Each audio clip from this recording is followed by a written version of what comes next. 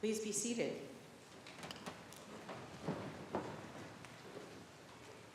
It was in my first Advent here at St. John's.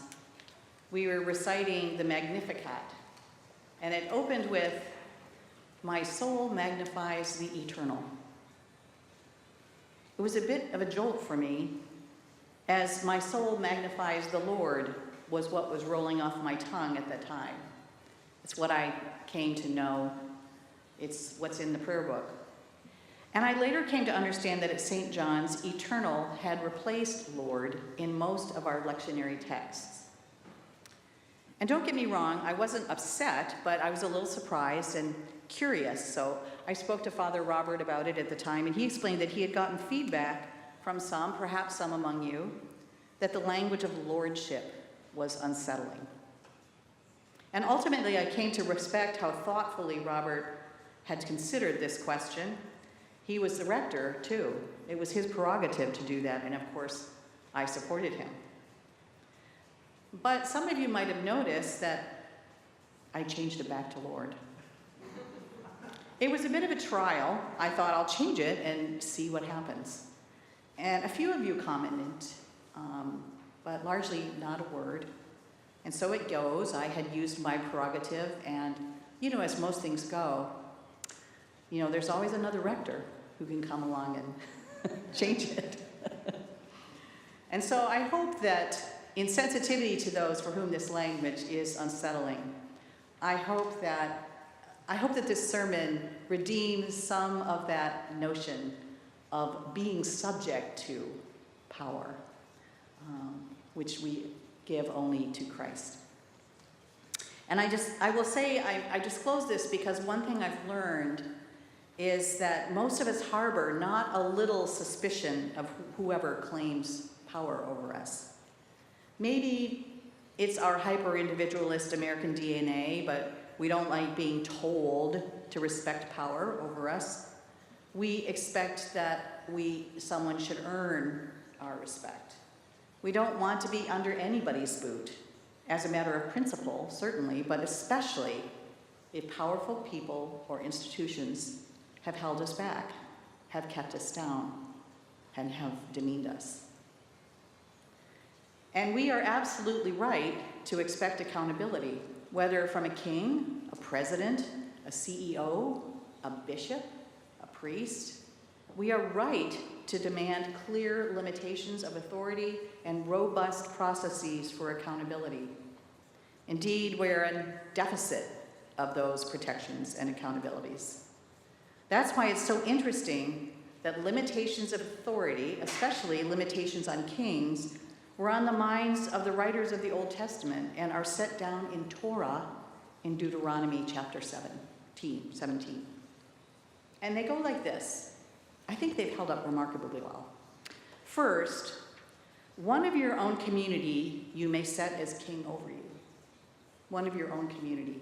So this is meaning you have a right to be led by someone who is representative of you and shares your interests in the community. Second, he must not acquire many horses for himself. Now, horses were really the engines of warfare in their day. So this is not about the animals. This is a limitation on how much military power a king should wield. Third, he must not acquire many wives for himself, or else his heart will turn away.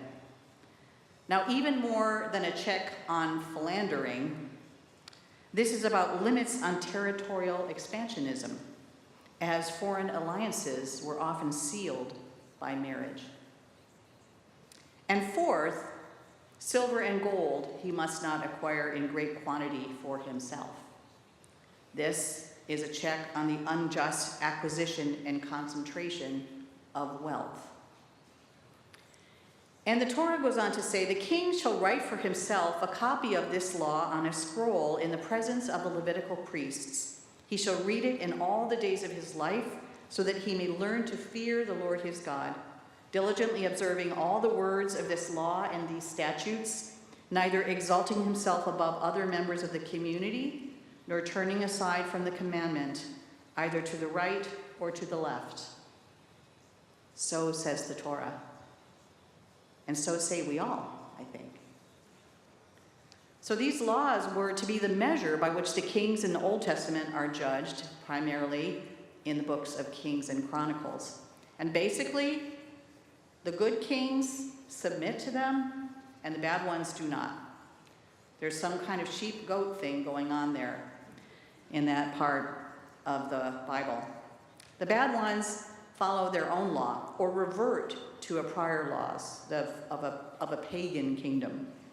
These writers want us to know that when kings put their interests ahead of God's, it usually brings catastrophe to the people.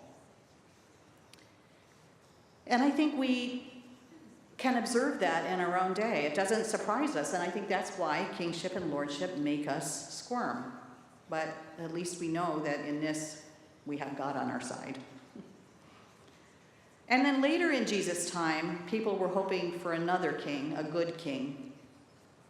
Another King David, maybe. Please, Hashem, send us a king. And instead, they got Jesus. Not very much like King David. He never claimed to be an earthly king. He was a rabbi, a prophet, a teacher, a friend, and he was a servant to his Father's will. He didn't have horses. He had to borrow a donkey. He didn't have wives, not even one. He didn't have wealth. He gave it all away. He chose poverty. He didn't tell his followers to make cozy, influential friends. He told them to feed the strangers, take in the refugees, tend to the sick. He was the upside-down king. And we have this stunning juxtaposition with God, the one so limitless that his name cannot be said. Only I am describes God. Versus Jesus coming into the world entirely subject to all human temptation and other limitations. From the beginning of his earthly ministry, Jesus was fully in his humanity. He was tempted by the devil and refused to use his power for his own gain. He submitted to the humiliation and pain of a sham trial and crucifixion. He did this so that we could never, ever say that God doesn't understand how hard it is to be a human. He took the form of a slave, one bound to a master. He was bound to participation in God's plan for humanity. And in that, he was glorified. And he was humbled, not just because God had an ego, I should say, not because God's ego required it, but for our sake. We who have been conditioned not to trust authority, who have been encouraged to hurl ourselves at life and make it on our own in a world of winners and losers, a world that is competitive and where resources are scarce, who are taught to curse our limitations and to see them as failures of character. God sent Jesus to be someone we, the world-weary, could trust. Here's the one who says, "You carry so much. My burden is light, let me carry it. You worry so much if you measure up. Please don't on my account. What delights me is your goodness or kindness and generosity. That's what I care about." This good king is the good shepherd, the one who cares not for himself, but for his flock, for us. He is not an earthly king, but he is the kind of ruler that Deuteronomy was prescribing. And I think you'll agree we don't have enough good kings. But that's another sermon. So Jesus, as the upside-down king, sent a subversive message. This upside-down king was one whose own executioners did not understand that the derisive words they scrawled above the cross, "King of the Jews," held a kind of truth. He was not a Jewish king like Herod, but he was a king, all right. For at the very moment the life was being squeezed out of him by Rome's imperial might, he was being glorified by God, and the kingdom of heaven was being inaugurated as the Jesus movement on earth. Christ's message would outlast Herod's and Caesar's and any other earthly king. Jesus showed us that we can be subject to, but never claimed by earthly powers, and that was his power. Jesus shows that humility is in fact a kind of superpower, and the first rule of humility is to recognize and reconcile our belovedness as image bearers of God on the one hand, with the fact that also we are nothing but dust on the other. The great Wendell Berry writes frequently about human overreach and overconsumption and our refusal to give in to our limitations. He writes, if the idea of appropriate limitation seems unacceptable to us, that may be because we confuse limits with confinement. But properly understood, he says, our human and earthly limits are not confinements, but rather inducements to fullness of relationship and meaning. To recover from our disease of limitlessness, we will have to give up the idea that we have a right to be godlike animals. We will have to start over with a different and much older presence, the naturalness of limits. We must learn again to ask how we can make the most of what we are, what we have been given. I hear this as nothing less than an invitation into our own humanity. We are given permission to confess that for all we are also actually utterly incapable of running the world, or maybe even our own lives, under our own volition or without God's help. And as an orphan who fancied myself a super orphan for quite a while, and finally faced the utter lie of absolute self-sufficiency, I can attest that surrender can be sweet indeed. As the great Bob Dylan says, well, it may be the devil or it may be the Lord, but you're going to have to serve somebody. You're going to have to serve somebody.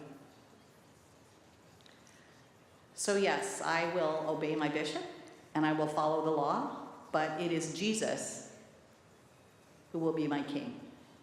And although his is the law of love, it is not just about the feeling of love, but the doing of love that is required to follow his law. And our gospel is quite clear about what that doing involves. It reminds us that our spiritual life depends on the choices we make. But there is no coercion here. Indeed, the earthiness of this work suggests that all of us have something to offer, and God knows there is plenty to do. So when we step into this work, there is no confession of faith or religious purity test. We don't need to worry, are we a sheep, are we a goat? That's just a metaphor for God notices, God cares about who shows up. So you can dress like any animal you want, or just be a human. The important thing is the strangers need welcoming. The hungry need food. The naked need clothing. The sick need tending. This is what it means to willingly serve an upside-down king. And I have to confess, I always loved this opportunity. I love Christ the King Sunday, to praise Christ and to extol him as a king, and on this crowning Sunday of our liturgical year. We have done our best to make it an occasion worthy of his glory. I have my fancy coat on. We have incense. We have beautiful music. And it is good that we are here today to give our thanks and praise. But I cannot help think that if we had sent a beautiful engraved invitation to Christ our King to be with us here as a guest, and we had set out our bishop's chair for him, we would have received a last-minute note saying, I'm sorry, I'm going to have to miss the service. There are too many people in line at the food bank. Enjoy the service and see you here afterward. Hail to Christ, our upside down King.